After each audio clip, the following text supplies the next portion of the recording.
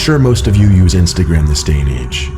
Whether you have a big following or none at all, it's just something most of society uses. Apparently the app has over 1 billion active users, which I find insane.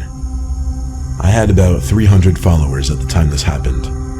I live in a rural town, so I guess that's a lot for people around us. We don't know a lot of people outside of our districts. One night watching a movie, my phone vibrated. It said a girl named Holly started following me on Instagram. So I opened up Instagram to check out her profile. And she was this really gorgeous blonde girl with like 5,000 followers. She had about 50 pictures. They were all spaced out realistically as far as the dates they were posted. Usually when I get followers like this, I'll check to make sure they're actually legit. She got like 600 likes per picture and a bunch of comments from guys I assume she didn't even know, leaving hearts and drooling emojis and whatever. Then, I kid you not, as I was going through her page, before I even followed her back, she DM'd me. She said, "Hey, I honestly don't do this a lot, but I thought you're really cute." To be honest, and not to sound like a douche, I am pretty fit and I've been told I'm pretty attractive. And I have had some girls DM me in the past. So I followed her back and DM'd her the same, saying I think you're cute too. Then we went on to have a pretty long conversation, but it was going really well. We talked about fitness and what high schools we went to, and honestly it was great. She gave me her number, and we quickly got to setting up a meetup for the next night, which was a Friday night. We agreed we'd meet at a popular bar called Lucky's for a couple drinks. So Friday night, as the nerves are starting to kick in, I prepare myself for this little date. Never had I gone on a date straight from an Instagram DM, but this girl was downright gorgeous.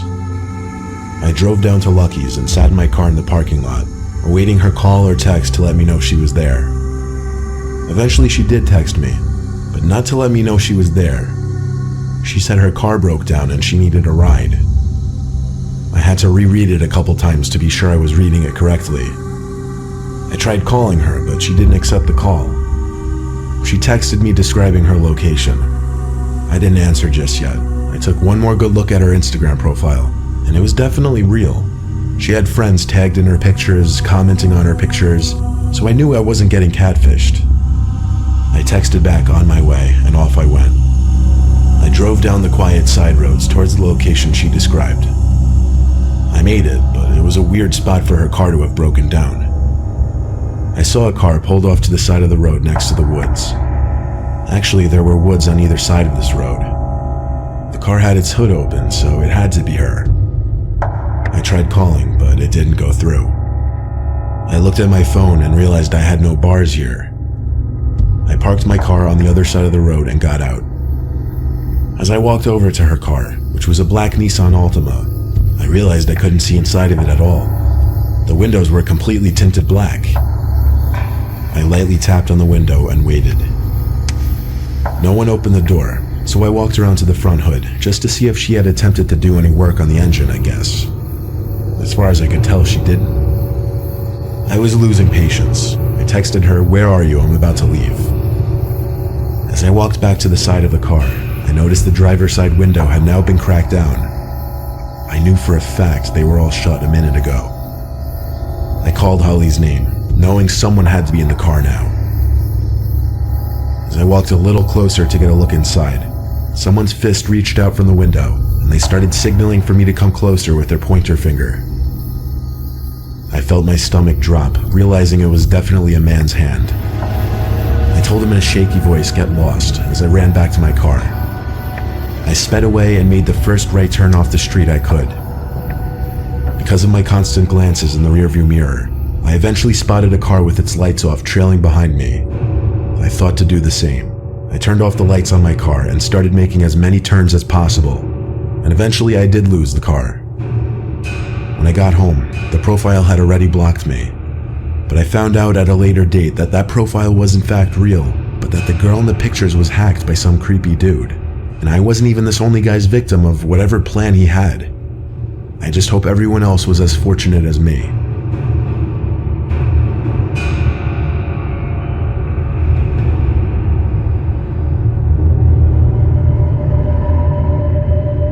I have an Instagram account with 1,100 followers.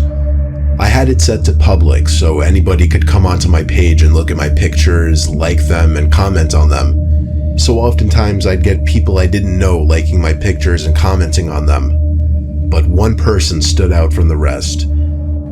I remember his first comment on one of my photos. It was a beach picture with one of my friends, so I was wearing a swimsuit. I had like 11 comments on it, but one of them was from somebody I didn't know. It was 3 flame emojis. I clicked the man's profile. He had 3 pictures, 80 followers, and he was following over 200 people, including me. All 3 of his pictures were of him, selfies, which didn't look right given that he looked like he was 40 or 50. I didn't mind though, it's expected to happen to a certain extent. However, after that photo, it started becoming a thing where the man would just comment on every new photo I posted.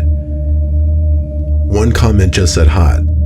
This one was a little creepier, honestly. But then 2 days later, after posting my next picture, the man didn't comment this time. Instead, he sent me a direct message. It said, "Hey, I just wanted to tell you that you're beautiful, even though I'm like 30 years older than you, LOL. I responded, LOL, thanks, which I'm surprised I did. Most people would have probably ignored it. He got back to me with, I would kill to meet a girl like you. I replied 10 minutes later with thanks, hoping he wouldn't say anything else. But he got back to me with, maybe one day I'll meet you, ... LOL. I didn't reply to that one. I found everything about the guy creepy, but I didn't block him. I figured, why get rid of a free follow and likes? I hadn't heard from him until I posted a new photo. This one of my sister Carol and I in front of our house. The man commented quickly on the photo, saying, "You and your sister are so cute." Now it was becoming too much for me, so I removed the comment and blocked him. Later in the day, Carol and I were home alone. I was in the bathroom doing my nails, getting ready to go out. I noticed a car I didn't recognize pull up in front of the house through the window, but only the front. The rest of the car was covered by the bush that separates our front yard from the neighbors. The headlight shut off, but I didn't see anyone step out of the car. I took note of this only because we're on a dead-end block, so we don't get any through traffic. I shut the blind just because I was on full display. My sister was in her room on her laptop when the time came for me to leave. I didn't bother saying goodbye. Usually we just text each other that we're going out anyway. I went to my car, looking at the mysterious car, which revealed to be a Maxima. The tinted windows mixed with the darkness of the night made it impossible to see inside of it. I got in my car, did a 3-point turn, and drove down the one-sided street to the nearest main road. I went to a social gathering at a friend's house. I wouldn't call it a party, but a decent amount of drinking went on. I cut myself off a little early since I knew I had to drive, but still, I'll admit, and I don't condone this kind of behavior whatsoever, I was pretty tipsy when I was driving home. It was only a 5-minute drive though. I pulled up to my house, and the first thing I noticed was the Maxima still parked out front. I needed to know whose car was that. I passed it slowly, but still couldn't see inside of it. I parked and texted a few friends that I got home safe before stepping outside and walking up to my house. I was eyeing that car parked out front all the way up to the front door, where I dropped my keys. At which point, for whatever reason, I was too scared to bend over and look for them. Instead, I rang the doorbell like 5 times so my sister would answer quickly. She never answered.